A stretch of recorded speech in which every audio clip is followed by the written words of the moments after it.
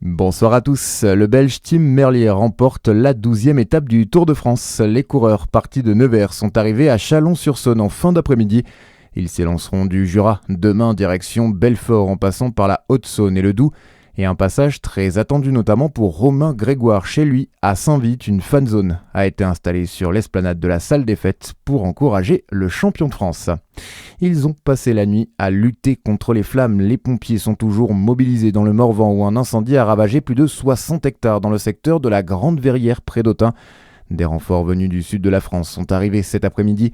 Des départs de feu qui se multiplient partout en France depuis plusieurs semaines, du jamais vu depuis la fin de la Seconde Guerre mondiale selon Emmanuel Macron, qui s'est rendu sur place ce matin à la forêt de Fontainebleau où les pompiers luttent là aussi contre les flammes depuis plusieurs jours.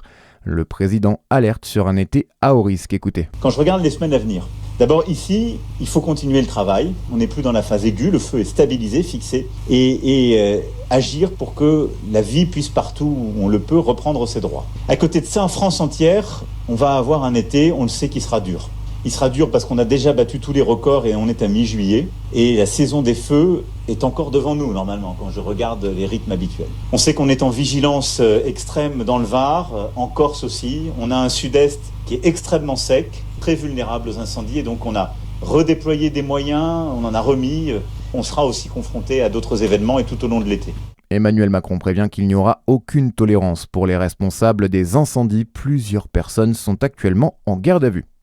Dans l'actualité également, 30 départements en vigilance orange aux orages de l'Aveyron au Bas-Rhin, en passant par le Jura, le Doubs, la Saône-et-Loire et la Côte d'Or. Hier, la grêle a déjà causé des dégâts à Dijon. La ville va demander l'état de catastrophe naturelle. Des ossements retrouvés en fin de matinée autour de Cagnac-les-Mines dans le Tarn, à une quinzaine de kilomètres du domicile de Delphine Jubilard, disparue depuis 5 ans et demi. Des analyses vont devoir déterminer s'il s'agit bien des os de l'infirmière. Son mari Cédric, qui a avoué le meurtre, a aiguillé les fouilles. Le lieu, lui, n'avait jamais encore été exploré.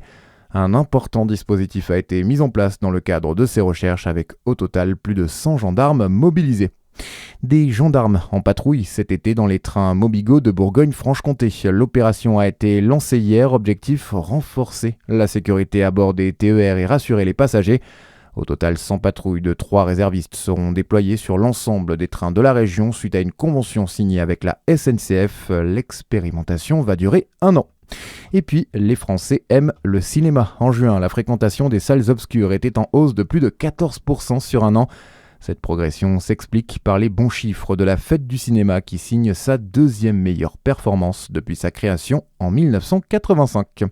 Voilà pour l'info. Excellente soirée sur Fréquence Plus.